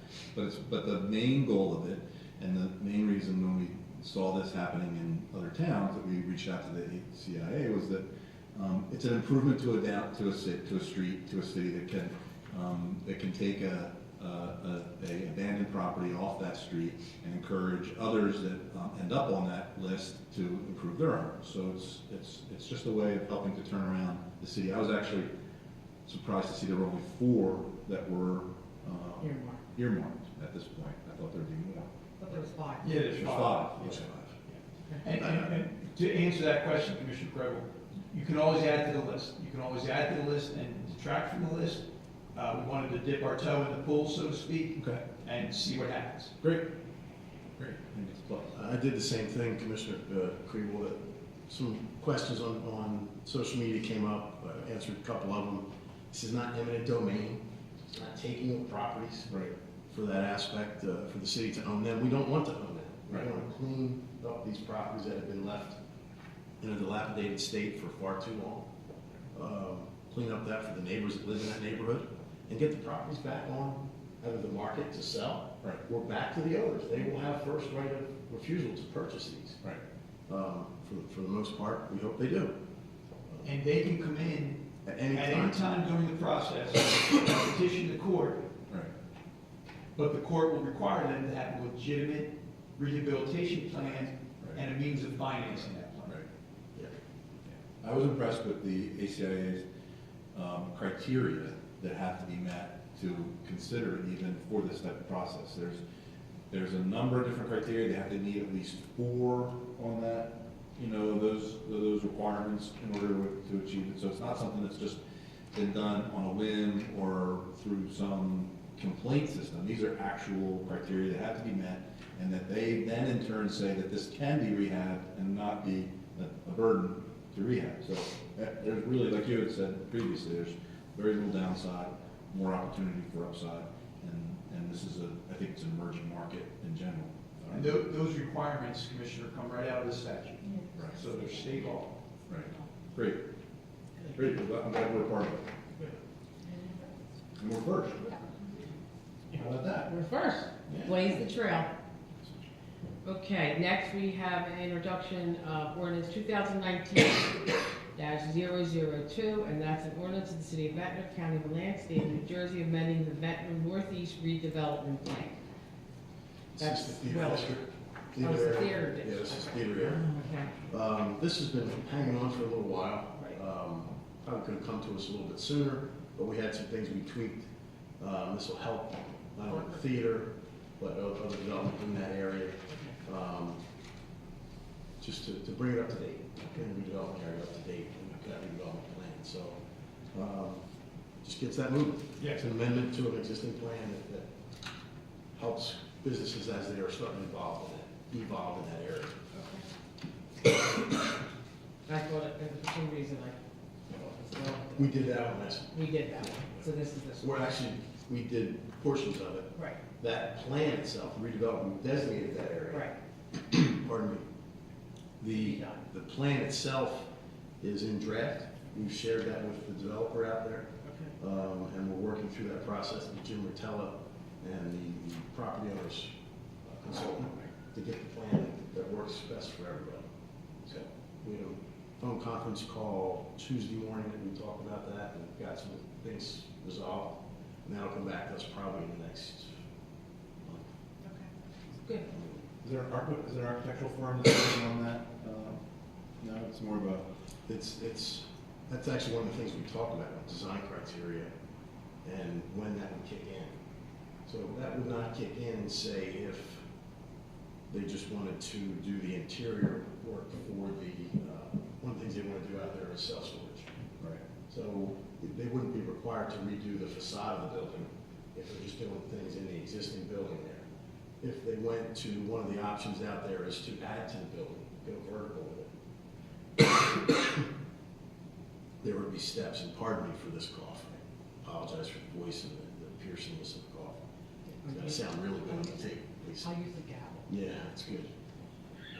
It would kick in at certain stages, and that's what Jim Rattel's working on now. What I wanted them to focus on was landscaping. Right. It's difficult there because of its location. It floods. Over high tide, you can't get vegetation that's going to live through that. Right. So it may be more landscape type issues. So, Bad. yeah. So those are things we're talking about. Anything else on that? Okay. The next part, we have a very long list of resolutions to vote on by consent, so I'm going to run down them. If anyone wants to interject, how about you just interject? Can we just do them, list them? I have, Tim said I Yeah, have just read them the first time, you don't have to read them I'm not again. gonna read them again. I'm gonna Just read read them. them, so. Okay. Okay. But I'm just going to go from one to another without asking. If anybody has anything to say, just jump in. Not for something. All right. First resolution, 2019-001, award contract to Parker McKay for conflict solicitor. Next, 2019-002, award contract to William Reynolds for city prosecutor. 2019-003, award contract to Darren Lord for public defender. 2019-004, award contract to Fort Scott Associates for city auditor. 2019-005, award contract to Hank Robillard for general tax counsel. 2019-006, award contract to, is that CJ Adams? Yes. Yeah, CJ Adams, Stanley Gunnison for risk management consultant. 2019-007, award contract to James Rotella for planning and grant consultant. 2019-008, award contract to Professional Benefit Consultants Incorporated for healthcare broker. 2019-009, award contract to POG, right? POG for drug and alcohol testing. 2019-010, award contract to Archer and Griner for bond counsel. 2019-011, award contract to NW Financial LLC for continuing disclosure agent. 2019-012, award contract to NW Financial LLC for financial advisor. 2019-013, award contract to Joel Fleischman for NJEIT financing for bond counsel. 2019-014, authorizing, is it Guccio, Pepper, a new one, DeSanto, and Ruth as labor relations counsels. 2019-015, award contract to city solicitor Timothy McGuire. 2019-016, authorize annual schedule for city commission meetings and sunshine notice. 2019-017, designation of official newspaper. Newspapers, sorry. We're advertising it. 2019-018, designate public agency compliance officer for the city of Ventnor. 2019-019, resolution of the city of Ventnor, County of Atlantic, State of New Jersey, establishing rules of order and conduct for city commission meetings. 2019-020, designate bank depositories. 2019-021, authorize the contact person to access the employment practice liability consultant services. 2019-022, appoint fund commissioner and alternative fund commissioner for the ACGMIF. 2019-023, adopt cash management plan. 2019-024, authorize tax assessor to handle appeals. 2019-025, authorizing the GIF safety coordinator. 2019-026, authorizing the tax collector to charge interest on any delinquent taxes, property, and sewer after the due date for the payment of the same, and 10-day grace period for the year of 2019.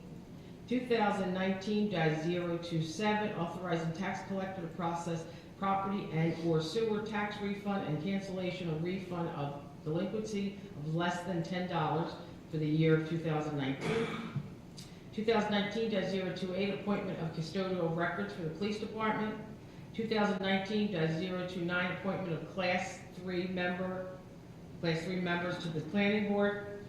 2019-030, temporary budget for 2019. 2019-031, authorizing public employee bonds.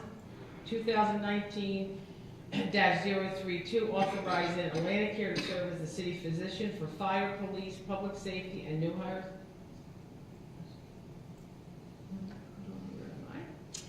2019-033, appointments to the planning board. 2019-034, appointing a green team advisory committee. 2019-035, authorizing the mayor to execute an agreement with emergency training and consulting. 2019-036, authorizing an unpaid leave of absence for a city employee. 2019-037, accepting the resignation of Toro Aberdeen. 2019-038, authorizing a tax abatement for Block 117, Lot 3, also known as 6005 Winchester Avenue. 2019-039, appointing Thomas M. Halpin as fire official. 2019-040, awarding Remington and Burnick engineers for Winchester Ave drainage improvements, design, and construction management services. 2019-041, appointing the City of Ventnor Municipal Alliance Committee members. 2019-042, authorizing the City of Ventnor to enter into an interlocal service agreement with the Borough of Longport for sharing of the construction code officials. 2019-043, authorizing a stipend to be paid to John Connor to serve as an on-call employee for the sewer department. 2019-044, authorizing a stipend to be paid to Wayne Coleman to serve as an on-call employee for the sewer department. Next, we will have approval of bills and payrolls, any discussion items. And now, may I have a motion to open to the public? So moved. Do I have a second? Second motion. All in favor? Aye. I see no public. I was very impressed with that list you just went through. You did a phenomenal job. Oh, You did. I would have had a heart attack trying to go through that We're- list. With the cough going, I would Worth mentioning though that a lot of those appointments are exactly the people that we've had in place. Absolutely. Now. Yeah. A lot of it is just your first meeting of Right. the year, Yeah. standard. Right, Right, right, so it's worth, a good team in place. yes. We do.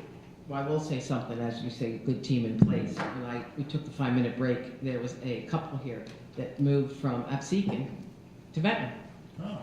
And they stopped me in the hallway and they wanted to tell me that they're very impressed. They enjoyed the department heads, the information. And they said anybody that they've talked to in City Hall have been nothing but the most professional, pleasant people. They've dealt with code, they've dealt with, I forget what other department, and they raved about our city clerk, who happens to be sitting to my right. So it was. No, they're not. And they were, it was really nice that these residents, they said, we're so glad we moved to Ventnor. And they're not from out of town. They went from Absecon to here and it was kudos after kudos, so that was nice. That's good to hear. Yes, it is. So, I don't see any, oh, I do see someone, I'm sorry, Pat, you weren't in there 2 seconds ago. This is a public portion, if you'd like to talk about it. Anything that we're gonna vote on? I had a coughing spell, so.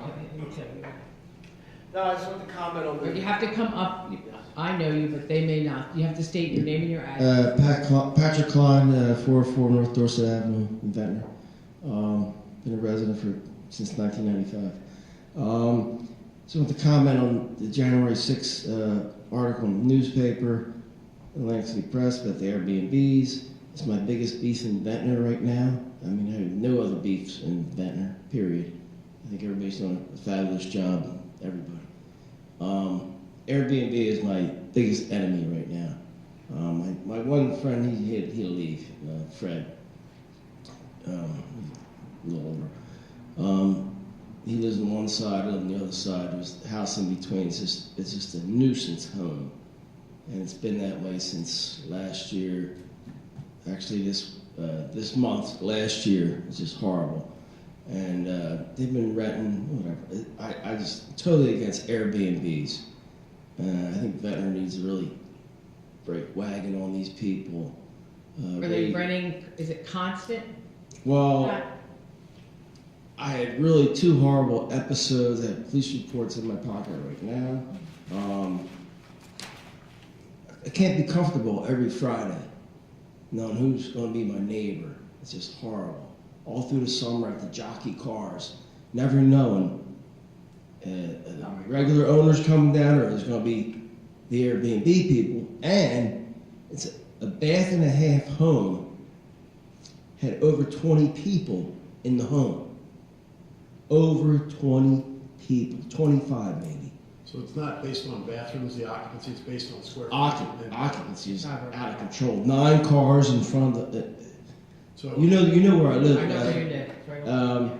9 cars plus, using CVS parking lot, Acme parking lot. You know, it's been quite a few episodes, not just the, It's the house to your, the old Johnson home. okay, it's the house to your left. Yes, and Fred's house to the So right. you did the right thing by calling the police. That's one of the. I did. And I've we reported. asked you to continue to do that. So what we passed at our last meeting. I got you. So what that will help with is that once we require these mercantile licenses for these, we cannot stop them. I got you. I know We that. can't. People allowed to rent their homes out. I just wanted to bring it while it's fresh in everybody's mind. I saw an article, I was like, oh my God, this is great. So So, everybody. what we hope that'll happen is that when these mercantile licenses are issued, everyone's gonna have to get one. And Jimmy's actually looking at other ways with our solicitor to. Yeah, I've been in touch with code enforcement all through the last year. Jimmy knows me very, Right. We didn't have a hammer before. Yeah. And there's probably 40 plus Airbnbs and other, I don't want to use Airbnb because that's like Kleenex. I've had nice nice These Airbnb. short-term rentals. Yeah, it's just. So there's 40 plus of them in the city. Most of them are fine. We have probably a handful that are a problem. So what we hope to be able to do with the mercantile license is that these problem properties, we don't, if we get enough complaints against them, with the police department and code, by yourselves, and I hate to put it on our residents, but that's kind of how we find out about it. Right. We pull their mercantile. Yeah. And then maybe they start screening their renters better. Well, here at Airbnb, you're not allowed to screen. Well, then they won't get a license to operate an Airbnb anymore. But I'll keep, banging on them. Well, I'm one of them guys that doesn't let up. Well, once this ordinance takes effect, every time there's a problem, call it in. Call it in. And it becomes part of the record. And other cities have this problem. Miami Beach But raised it's their not a fine. comfortable way to live when I'm, living here year round with young kids and never know who my neighbor's gonna be. It stinks, man.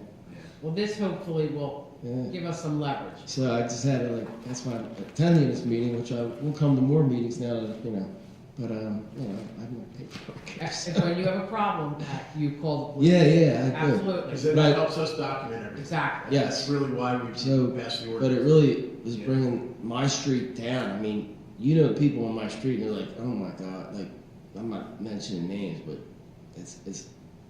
it could get ugly, You're Dorset Avenue. Yeah. There's, and my neighbors, so and they're like, oh my God, this is they were going nuts. I have 10 cars on the street one day, you know, There's not enough parking for 10. 4 days in a row. And the other thing we talked about today is that the police department acts as the backup for. And I don't want to keep burdening the police department on this No, dumb that's stuff. what we have to do. We need you to. Well, no, I don't want to call 911 because it wasn't an emergency, but it's really. You can call it non-emergency, you can call it non-emergency Yeah. number. Yeah, I know, I did. Yeah. And I was like, man, I hate to be a pain in the neck at 2 in the morning, but Right. I did it like 4 times That's in okay. like That's what they're 2.5 there for. days. If Chief Biaggi was here, he'd tell you the same thing. Call. Just keep calling. So, yeah. If they're violating the noise ordinance, that you- helps us. yeah, you have to deal with that. Yeah. To not give them that license the next year. Exactly. Yeah. Shut So anyway, I just want to bring that to your attention. That's why I'm here. Thank That's what you. I'm at. Appreciate I it. don't think it's a good thing for a Ventnor. It's really not doing well. Well, And the people that come in, they're not spending no money in this town. They're going to Atlantic City, just, you know, hanging out. That's your experience with the one next to you. Yeah. There's 40-plus other ones I in the know. city that we don't have an issue with, Yeah. Right. that are bringing people to our community. And New Year's Day could have been an experience next to my house. I don't want to see that happen. You know, the shooting and stuff. So the number to call is 822-2101. I got it. Just for everybody in case folks are watching as well. And we thank you. Yeah. Thank That's you all. for coming. I just want to bring your attention, and Ventnor's a great town to live in. Thank you. Thank you. All right, thank you, guys. Thank you. Doing a great job. Thank you. I don't see anyone else from the public. Motion to close? Do I have a second? Second motion? All in favor? Aye. Aye. Do I have a motion to close the workshop portion of the meeting So moved. and open the regular portion? Do I have a second? Yes. Second motion. All in favor? Aye. Aye. Okay, we are now in our regular meeting. We have no minutes to approve. We have our first ordinance for introduction, ordinance 2019-012, and that is Section 90 of the Code of the City of Ventnor entitled Rehabilitation of Abandoned Properties. Do I have a motion to adopt the ordinance? Motion. Introduce it, sorry. Motion to introduce ordinance 2019-001. Do I have a second? Second motion. Lisa, roll call, please. Commissioner Kriebel? Yes. Commissioner Langria? Yes. Mayor Holtzman? Yes. Next ordinance for introduction is 2019-002, ordinance in the City of Ventnor, County of Atlantic, State of New Jersey, amending the Northeast redevelopment plan. Do I have a motion? Motion to introduce ordinance 2019-002. Do I have a second? Second motion. Lisa, roll call, please. Commissioner Kriebel? Yes. Commissioner Langria? Yes. Mayor Holtzman? Yes. We do not have any public hearings. We do not have any ordinances to adopt. And we will now adopt the resolutions by consent. There is on my paper for a public portion. Do I have a motion to open to the public? Motion to open public on resolutions only. Do I have a second? Second motion? All in favor? Aye. Motion to close? Motion to close. Do I have a second? Second motion? All in favor? Aye. Aye. I know Lance gave me kudos for this list, but I'm not reading them again. Per our solicitor, I can reverse it. yes, right, per our solicitor, I only have to read them once for the record. So, do I have a motion to adopt resolutions 2019-001 through 2019-044? Motion to adopt resolutions 2019-001 through 2019-044 by consent. Do I have a second motion? Second motion. Lisa, roll call, please. Commissioner Kriebel? Yes. Commissioner Langria? Yes. Mayor Holtzman? Yes. Next, we have approval of our bills and payrolls. Lisa, can you read the amounts for me, please? Certainly, we have bills in the amount of $539,568.02. And we have payroll from 12/16/2018 to 12/29/2018, $827,160.87. Thank you. Do I have a motion to approve bills and payroll? So moved. Do I have a second? Second motion. Lisa, roll call, please. Commissioner Kriebel? Yes. Commissioner Langria? Yes. Mayor Holtzman? Yes. Do we have any announcements, or we do not have a safety report, am I correct? No. Any other announcements? No. Okay. There's just one thing I want to bring everyone up to speed on. Tim has been moving forward, as you know, with the parklets. Yes. Where they are anticipated going, if they go at all, is going to be on County Roadway. So our next step is we're going to, Tim and Maria and I and Ed are going to reach out to county officials, talk to them and make sure they're generally in favor of the idea before we move forward. Okay, All right? thank you. Commissioner reports and comments, I think we're good because we have our department heads, am I correct? Okay. Another public comment? Motion to open public comment for the last time tonight. So moved. Do I have a second? Second motion. All in favor? Aye. No one from the public is here. Motion to close. Do I have a second? Second motion. All in favor? Aye. Aye. We do have an executive session tonight, am I correct? Yes. Yes. Will we be voting on it? Because Nanette usually asks. I don't think there's going to be any No official action, action. okay. Okay, so Nanette, there won't be any official action. So, do I make a motion to go into the executive session? So moved. Do I have a second? Second motion. All in favor? Aye.